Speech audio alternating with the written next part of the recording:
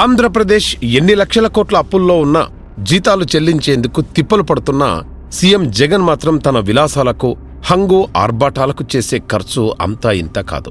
సొమ్ము ప్రజలది, సోకు జగన్ది అని జనం మండిపడుతున్నారు. ఏపీలో వివిధ శాఖలకు మంత్రులకు సలహాలిచ్చేందుకు 100 కోట్లు కేటాయించడంపై విమర్శలు వెల్లువెత్తుతున్నాయి. 2019 ఎన్నికల తర్వాత వైసీపీ అధికారంలోకి వచ్చింది. జగన్మోహన్ రెడ్డి సీఎం అయ్యారు. కానీ వివిధ సలహాలిచ్చేందుకు అనేక మందిని సలహాదారులుగా నియమించారు సీఎం జగన్. వారికి నెలకు లక్షల్లో జీతాలిస్తున్నారు. సీఎం జగన్ హయాంలో 2019 నుంచి ఇప్పటి వరకు సుమారు 80 నుంచి 90 మంది సలహాదారులు, ఉప సలహాదారులను నియమించారు.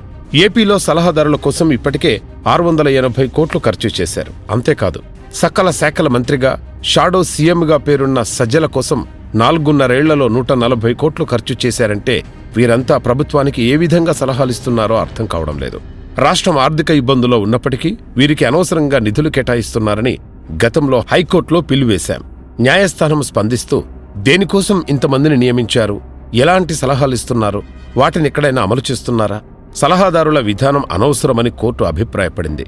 సలహాదారుల నియామకానికి సంబంధించి పూర్తిస్థాయి నివేదిక ఇవ్వాలని ప్రభుత్వాన్ని ఆదేశించింది.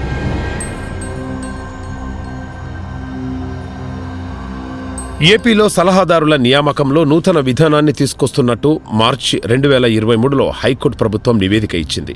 అర్హులనే నియమిస్తున్నట్లు పేర్కొంది. అయితే సలహాదారులుగా నియమితులైనప్పటికీ సీఎంను కూడా కలవలేకపోతున్నామని కొందరు వాపోతున్నారు. ఈ అడ్వైజర్లకు రాష్ట్ర ప్రభుత్వం ఇప్పటివరకు వెచ్చించింది సుమారు 680 కోట్లు. రాష్ట్ర ప్రభుత్వ ప్రధాన సలహాదారు సజ్జల రామకృష్ణారెడ్డి కోసమే 140 కోట్లు ఖర్చు చేశారంటే జనం సొమ్ము ఏ విధంగా దుర్వినియోగమవుతుందో చెప్పుకోవచ్చు. అసలు వీరంతా ఎవరనేది ప్రజలకు తెలియాలి. ప్రభుత్వం వారి పేర్లను ప్రకటించాలి. ఎవరెవరిని ఏ శాఖకు కేటాయించారనేది రాబోయే శాసనసభ సమావేశాల్లో సీఎం జగన్ చెప్పాలి. అలాగే ఆ సలహాదారులు పరిపాలనకు ఏ విధంగా ఉపయోగపడుతున్నారు అనేది కూడా చెప్పాలి. ప్రభుత్వ ఖజానా నుంచి లక్షల్లో వారికి పారితోషికం, వసతులు, ప్రత్యేక సౌకర్యాలు కల్పిస్తున్నారు. రాష్ట్ర ఆర్థిక పరిస్థితిని చూసుకోవాలి కదా.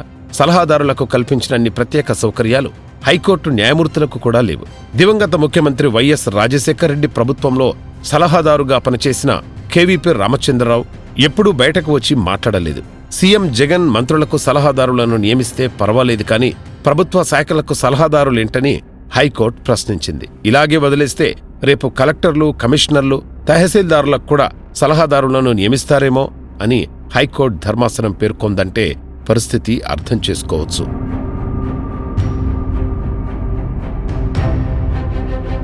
సీఎం మంత్రులకు నియమించే సలహాదారులతో ప్రభుత్వ శాఖలకు నియమించే సలహాదారులను కలిపి చూడలేమని హైకోర్టు తెలిపింది. సలహాదారుల నియామకం విషయంలో హైకోర్టు పలు అభ్యంతరాలు వ్యక్తం చేసింది. వీరిని ఏ క్యాడర్ కింద నియమిస్తున్నారు, వీరికి జీతాలు ఏ బడ్జెట్ నుంచి ఇస్తున్నారని ప్రశ్నించింది.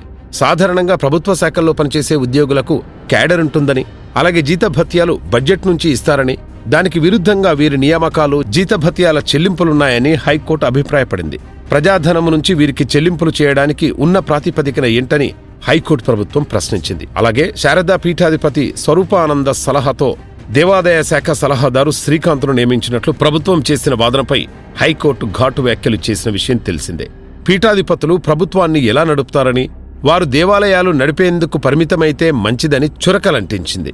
రాష్ట్ర ప్రభుత్వం ఇష్టానుసారంగా సలహాదారుల్ని నియమించడం చిన్న విషయం కాదు. ఎంపికకు అర్హులు నిర్ణయించారా, దరఖాస్తులు ఆహ్వానించారా, లేదంటే ఎవరినైనా సలహాదారులుగా నియమించవచ్చా అనే ప్రశ్నలు ఉత్పన్నమవుతున్నాయి.